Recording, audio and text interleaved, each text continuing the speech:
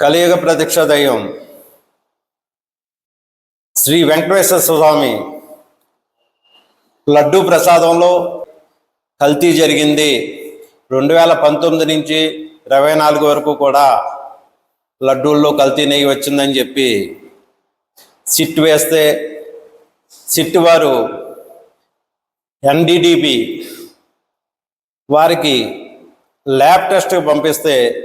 వారు ఇచ్చిన నివేదిక ప్రకారం అందులో నెయ్యి లేదు, palm oil, palm kernel oil,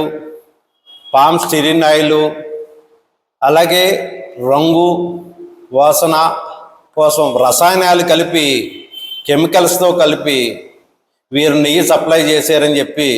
నివేదిక ఇస్తే ఆ నివేదికలో కల్తీ లేదు, అంతా మంచి నెయ్యే అని చెప్పి నివేదిక ఇచ్చిందని చెప్పి వైసీపీ వారైతే తప్పుడు ప్రచారం చేస్తూ దాన్ని ప్రజల్లోకి తీసుకెళ్తూ ఉన్నారు. అయితే సిట్టి వారికి ఇచ్చిన నివేదికలో అసలు నెయ్యే లేదు, అందులో